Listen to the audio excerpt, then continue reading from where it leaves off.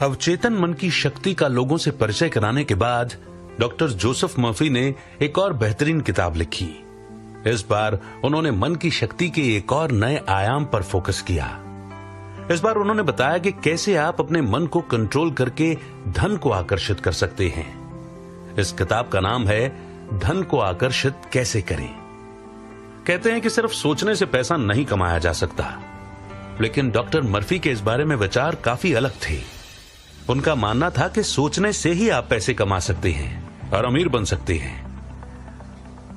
अगर आपको अमीर बनना है तो सबसे पहले जरूरत है कि आप पैसों को लेकर अपनी सोच बदलें। अगर देखा जाए तो जो गरीब लोग हैं, यानी जो पैसों के लिए संघर्ष कर रहे हैं, उनकी मानसिकता पैसों को लेकर नकारात्मक रहती है। वे हमेशा सोचते हैं कि अमीर लोग दूसरों के पेट पर लात मारते हैं और हर अमीर आदमी किसी को धोखा देकर ही अमीर बनता है। इसी प्रकार की धारणा गरीब के बच्चों के मन में बचपन से ही भर दी जाती है कि अगर आपके पास पैसा है तो आप बुरे हैं, और वे ऐसा भी सोचते हैं कि सिर्फ बुरे लोगों के पास ही पैसा होता है। लेकिन असल में इसी प्रकार की उनकी मानसिकता उन्हें अमीर बनने से रोकती है, जबकि अमीर लोग पैसे कमाने की नई से नई तकनीकें खोजते रहते हैं। आकर्षण का नियम भी कहता है कि हम जिस किसी काम या चीज के बारे में सबसे ज्यादा सोचते हैं तो हमारा मन लगातार उस चीज या कार्य के अनुकूल होने लगता है और हमारे सारे कार्य उसी दिशा में होने लगते हैं। इस नियम को हर उस चीज पर लागू किया जा सकता है जिसे आप पाना चाहते हैं। सबसे पहले दौलत का निर्माण आपके मन के अंदर होना चाहिए, फिर आकर्षण के नियम के फलस्वरूप ये बाहरी जगत में साकार हो जाता है। आपको ये समझकर चलना होगा कि बुराई पैसे में नहीं होती, बल्कि पैसों से तो समस्याएं खत्म होती हैं। और जब आप ये बात समझ जाएंगे तब आप पैसों को पाने में भी सफल हो जाएंगे। यानी कि फर्क सिर्फ सोच का है। आपकी जिंदगी में कितना धन आएगा ये इस बात पर निर्भर करता है कि पैसे के साथ आपके किस तरह के इमोशंस जुड़े हुए हैं। आप पैसों के बारे में क्या सोचते हैं, यानी कि पैसे और आपके मन के बीच किस तरह का कनेक्शन और कॉम्बिनेशन है, क्योंकि यही कॉम्बिनेशन आपको बताएगा कि आप जिंदगी में पैसों को अपनी ओर आकर्षित कर पाएंगे या नहीं। तो अभी सुनिए ये ऑडियो बुक और जानिए वे 5 तरीके जिनका इस्तेमाल करके आप धन को आकर्षित करने की कला सीख सकते हैं। अमीर बनना आपका अधिकार है। आप यहां समृद्ध जीवन बिताने आए हैं। आप यहां खुश रहने, दैदीप्यमान बनने और स्वतंत्र होने के लिए आए हैं। इसलिए एक पूर्ण, सुखद और समृद्ध जीवन जीने के लिए आपको जितना पैसा चाहिए वो आपके पास होना चाहिए। गरीबी में कोई सद्गुण नहीं है, एक मानसिक रोग है जिसका इस पृथ्वी से समूल नाश कर देना चाहिए। आप यहां विकास करने आए हैं, विस्तार करने आए हैं और खुद को प्रकट करने आए हैं। आध्यात्मिक दृष्टि से, मानसिक दृष्टि से और भौतिक दृष्टि से आपके पास इन सारे क्षेत्रों में संपूर्ण विकास और अभिव्यक्ति करने का पूरा अधिकार है, जिसे आपसे छीना नहीं जा सकता। आपको खुद को सौंदर्य और विलासिता से घेर लेना चाहिए। जब आप असीम दौलत का आनंद ले सकते हैं तो फिर सीमित पैसों से क्यों संतुष्ट रहें? इस पुस्तक में आप पैसे के साथ दोस्ती करना सीखेंगे और आपके पास हमेशा समृद्धि रहेगी। अमीर बनने की आपकी इच्छा अधिक पूर्ण, अधिक खुश, अधिक अद्भुत जीवन की इच्छा है। ये एक ब्रह्मांडीय आकांक्षा है। ये अच्छी है, बहुत अच्छी। धन के सच्चे महत्व को देखना शुरू करें, विनिमय के प्रतीक के रूप में। इसका मतलब है अभाव से आजादी। इसका मतलब है सौंदर्य, विलासिता, समृद्धि और परिष्कार। ये अध्याय पढ़ते वक्त शायद आप कह रहे होंगे कि मैं ज्यादा पैसे चाहता हूं, मुझे इस समय जो वेतन मिल रहा है मैं उससे ज्यादा का हकदार हूं। मेरा मानना है कि ज्यादातर लोगों को अपर्याप्त वेतन मिलता है। कई लोगों के पास ज्यादा पैसा नहीं है। इसका एक कारण यह है कि वे मन ही मन या खुलकर इसकी निंदा कर रहे हैं। वे पैसे को गंदा पैसा कहते हैं या ये मानते हैं कि पैसे का प्रेम ही सारी बुराई की जड़ है आदि। वे संपन्न नहीं होते हैं। इसका एक कारण यह है कि उनके मन में यह गोपनीय अवचेतन भावना रहती है कि गरीबी में कोई सद्गुण है। यह अवचेतन भाव बचपन के प्रशिक्षण, अंधविश्वास या धर्म ग्रंथों की गलत व्याख्या पर आधारित हो सकता है। गरीबी में कोई भी सद्गुण नहीं है। ये किसी भी अन्य मानसिक रोग की तरह एक बीमारी है। अगर आप शारीरिक रूप से बीमार होते हैं तो आपको लगता है कि आपके साथ कुछ न कुछ गड़बड़ है। ऐसे में आप मदद लेना चाहेंगे और अपनी बीमारी का इलाज करने की कोशिश करेंगे। इसी तरह अगर आपके जीवन में पर्याप्त धन लगातार प्रवाहित नहीं हो रहा है तो आपके साथ कोई न कोई बुनियादी गड़बड़ है। धन सिर्फ एक प्रतीक है।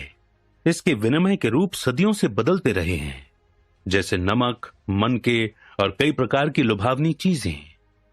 पुराने जमाने में इंसान की दौलत का पैमाना यह था कि वो कितनी भेड़ों या बैलों का मालिक है। अपने बिलों का भुगतान करने के लिए कुछ भेड़ों को साथ ले जाने के बजाय चेक काटना कहीं सुविधाजनक है। ईश्वर नहीं चाहता कि आप किसी दड़बे में रहें या भूखे रहें। ईश्वर चाहता है कि आप खुश, समृद्ध और सफल हों। ईश्वर अपने सभी कामों में हमेशा सफल रहता है, चाहे वो तारा बनाना हो या कायनात। आपकी इच्छा हो सकती है कि आप संसार की सैर करें या फिर विदेश में कला का अध्ययन करें, या फिर आपके मन में कॉलेज जाने की इच्छा हो सकती है या किसी श्रेष्ठ स्कूल में अपने बच्चों को भेजने की इच्छा हो सकती है। आप निश्चित रूप से अपने बच्चों को अच्छे परिवेश में पालना चाहते हैं ताकि वे सौंदर्य, सुव्यवस्था, सुमेल और अनुपात की सराहना करना सीख सकें। आप सफल होने, जीतने, सारी मुश्किलों को जीतने के लिए पैदा हुए थे। आप अपनी सारी शक्तियों को पूरी तरह विकसित करने के लिए पैदा हुए थे। अगर आपके जीवन में आर्थिक अभाव है तो इसके बारे में कुछ करें। धन संबंधी अंधविश्वासी मान्यताओं से तुरंत मुक्ति पालें। कभी भी पैसे को बुरा या गंदा ना माने। अगर आप ऐसा करते हैं तो पैसे के पंख लग जाएंगे और यह उड़कर आपसे दूर चला जाएगा। याद रखें, आप जिसकी निंदा करते हैं उसे खो देते हैं। मिसाल के तौर पर मान लें कि आपको जमीन में सोना, चांदी, सीसा, तांबा या लोहा मिलता है। क्या आप इन चीजों को बुरा कहेंगे? ईश्वर ने सभी चीजों को अच्छा घोषित किया है। बुराई मनुष्य की स्याह समझ, उसके अप्रकाशित मस्तिष्क, जीवन की उसकी झूठी व्याख्या और दैवी शक्ति के उसके दुरुपयोग से आती है। यूरेनियम, सीसे या किसी भी अन्य धातु का इस्तेमाल विनिमय के साधन के रूप में किया जा सकता है। हम नोट या चेक का इस्तेमाल करते हैं। निश्चित रूप से कागज बुरा नहीं है, न ही चेक है। आज भौतिक शास्त्री और वैज्ञानिक जान चुके हैं कि एक या दूसरी धातु के बीच फर्क सिर्फ इलेक्ट्रॉन्स की संख्या और गति की दर का होता है, जो एक केंद्रीय नाभिक के चारों ओर घूम रहे हैं।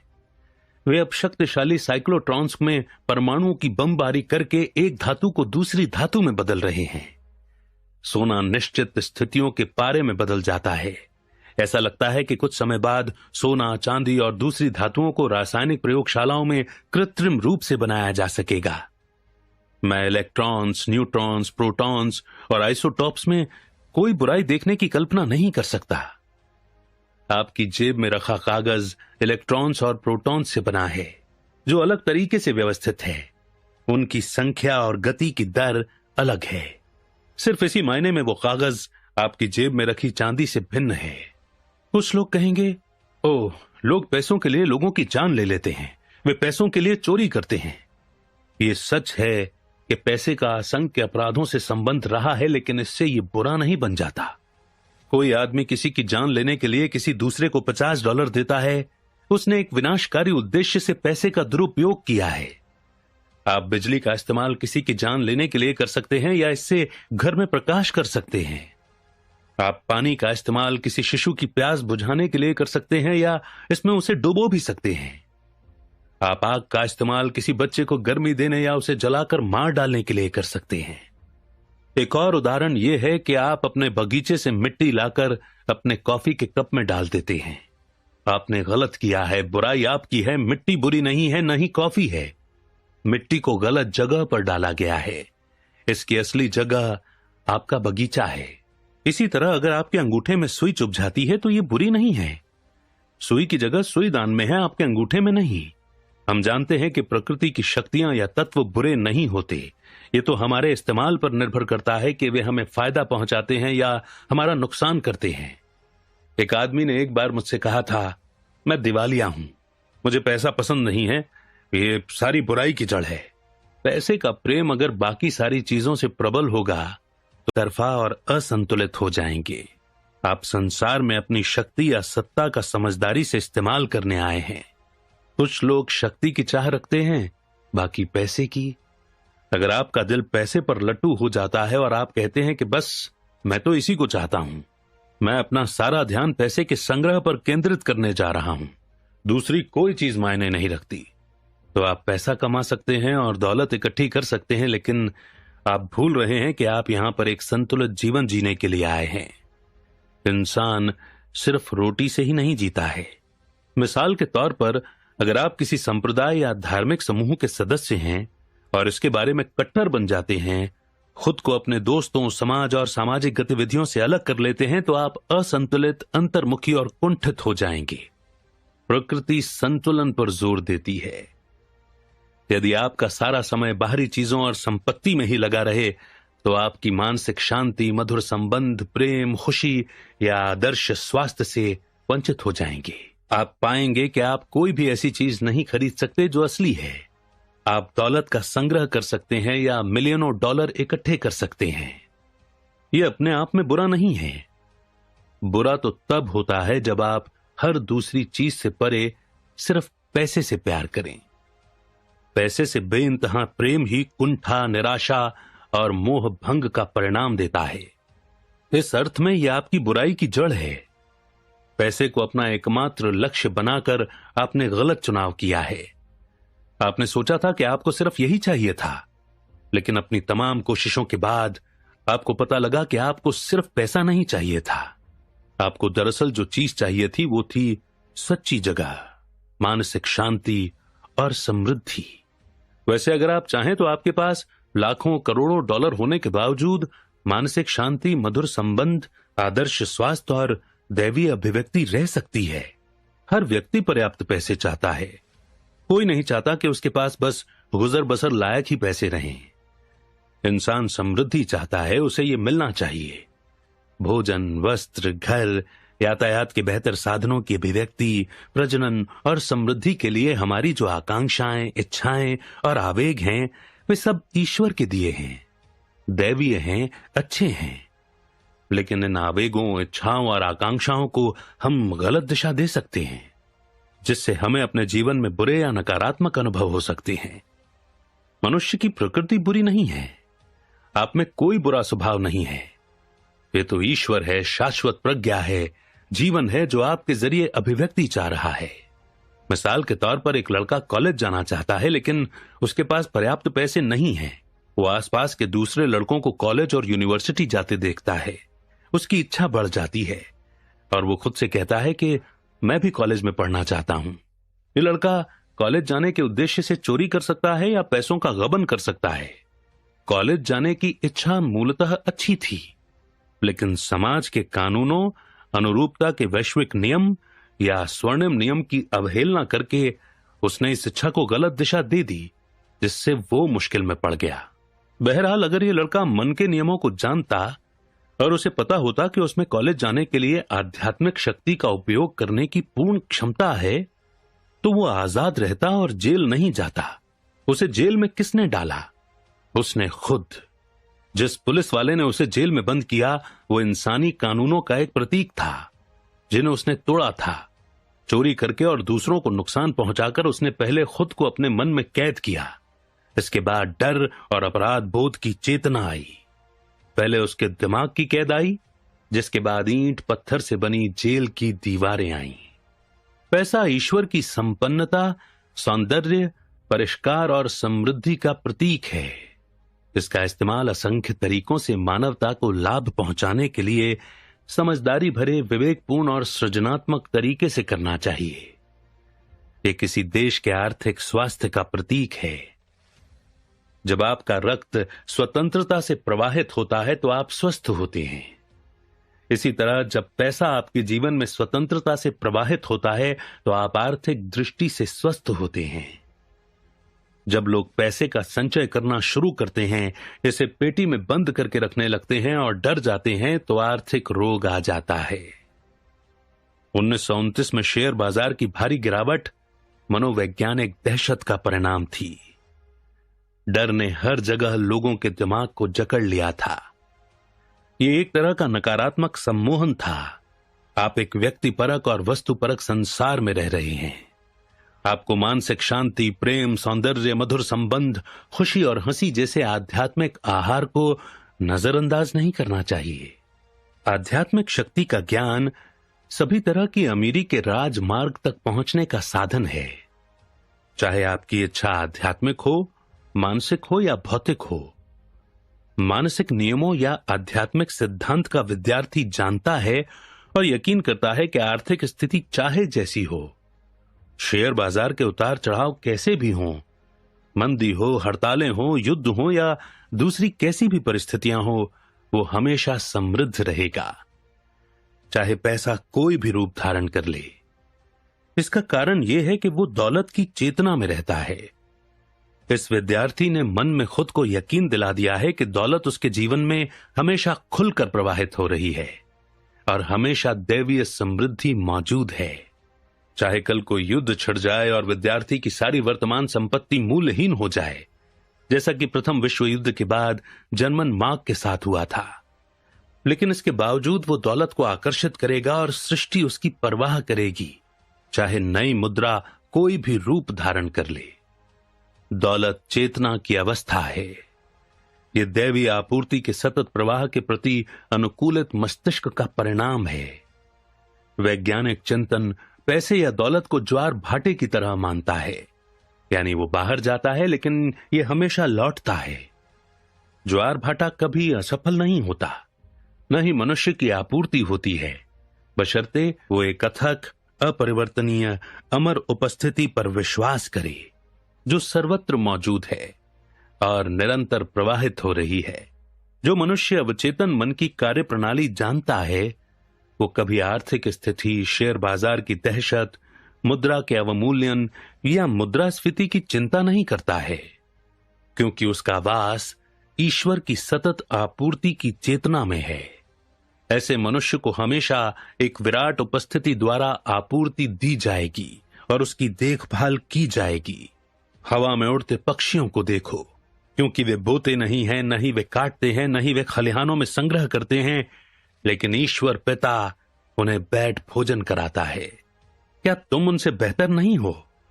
जब आप दैवी उपस्थिति के साथ चेतन रूप से बातचीत करते हैं, दावा करते हैं और जानते हैं कि ये सभी तरीकों से आपका नेतृत्व और मार्गदर्शन करती है, कि ये आपके पैरों के लिए एक मशाल की तरह है, कि ये आपकी राह में रोशनी है, तो आप दैवीय रूप से समृद्ध होंगे और अपने सबसे बड़े सपनों से भी ज्यादा सफल होंगे।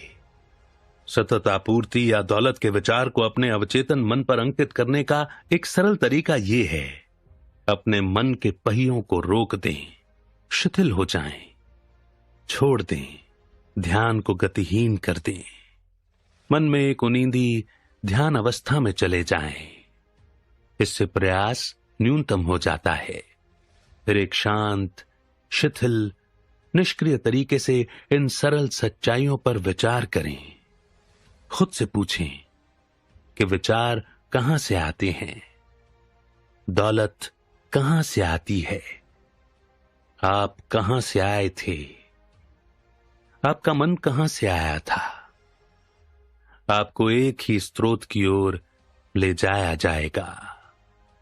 आप अब खुद को एक आध्यात्मिक कार्यकारी आधार पर पाते हैं। अब आपको यह एहसास अपनी बुद्धिमानी का अपमान नहीं लगेगा कि दौलत एक मानसिक अवस्था है। आगे बताए छोटे वाक्य को दिन में 3-4 बार खुद से धीरे से कहें, खासतौर पर सोने जाने से पहले। पैसा मेरे जीवन में हमेशा खुलकर प्रवाहित हो रहा है और मेरे पास हमेशा दैवीय समृद्धि है। जब आप ऐसा नियमित और सुनियोजित तरीके से करते हैं तो दौलत का विचार आपके ज्यादा गहरे यानी अवचेतन मन तक पहुंच जाएगा और आप दौलत की चेतना विकसित कर लेंगे। अविचारित या मशीनी दोहराव से दौलत की चेतना बनने में सफलता नहीं मिलेगी। आप जो भी कह रहे हैं उसकी सच्चाई महसूस करें। आप जानते हैं कि आप क्या कह रहे हैं और क्यों कह रहे हैं। आप जानते हैं कि आप जिसे चेतन रूप से सच मानते हैं, आपका ज्यादा गहरा मन उस पर प्रतिक्रिया करेगा। जो लोग आज फंसे हुए हैं उन्हें शुरुआत में इस तरह के कथनों से परिणाम नहीं मिलते हैं, जैसे मैं दौलतमंद हूं, मैं समृद्ध हूं, मैं सफल हूं। उल्टे ऐसे कथनों से हालात बदतर भी हो सकते हैं।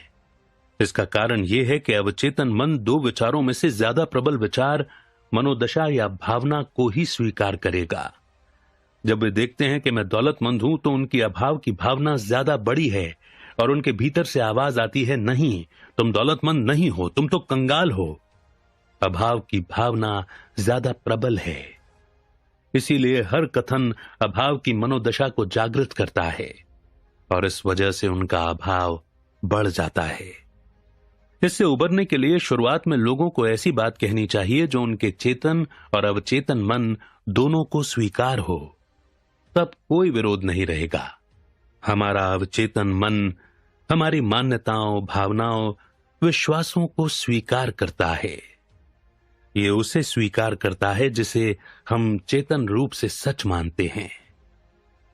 एक आदमी ये कहकर अपने अवचेतन मन का सहयोग हासिल कर सकता है, मैं हर दिन समृद्ध हो रहा हूं, हर दिन मेरी दौलत और बुद्धिमानी बढ़ रही है, हर दिन मेरी दौलत बढ़ रही है, मैं आर्थिक दृष्टि से तरक्की कर रहा हूं, विकास कर रहा हूं और आगे बढ़ रहा हूं।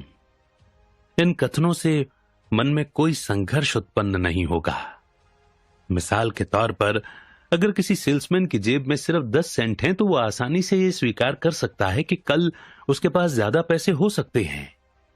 अगर उसने कल एक जोड़ी जूते बेचे थे तो उसके भीतर ऐसा कुछ नहीं है जो कहे कि उसकी बिक्री नहीं बढ़ सकती। वो इस प्रकार के कथनों का इस्तेमाल कर सकता है, मेरी बिक्री हर दिन बढ़ रही है, मैं तरक्की कर रहा हूं और आगे बढ़ रहा हूं। वो ये पाएगा कि मनोवैज्ञानिक रूप से यह ठोस है। उसका मन इन कथनों को सच मान लेगा और उसे मनचाहा फल देगा। आध्यात्मिक रूप से उन्नत जो विद्यार्थी शांति से, जानते हुए और भावना के साथ कहते हैं कि मैं संपन्न हूं, मैं सफल हूं, मैं दौलतमंद हूं, उन्हें भी अद्भुत परिणाम मिलेंगे। ऐसा क्यों होगा? जब वे सोचते, महसूस करते या कहते हैं कि मैं संपन्न हूं, तो उनका मतलब होता है कि ईश्वर के पास सारी आपूर्ति या असीम अमीरी है, और जो ईश्वर के लिए सच है वो उनके लिए भी सच है। जब वे कहते हैं मैं दौलतमंद हूं, तो वे जानते हैं कि ईश्वर असीम आपूर्ति है, अकूत खजाना है, और जो ईश्वर के बारे में सच है वो उनके बारे में भी सच है, क्योंकि वही ईश्वर उनके हृदय के भीतर वास करता है। कई लोग स्वास्थ्य, दौलत और सफलता जैसे 3 अमूर्त विचारों पर मनन करके अद्भुत परिणाम पाते हैं। स्वास्थ्य एक दैवीय सच्चाई या ईश्वरीय गुण है। दौलत ईश्वर की है, ये शाश्वत और अंतहीन है। सफलता ईश्वर की है, ईश्वर हमेशा अपने सभी कामों में सफल होता है।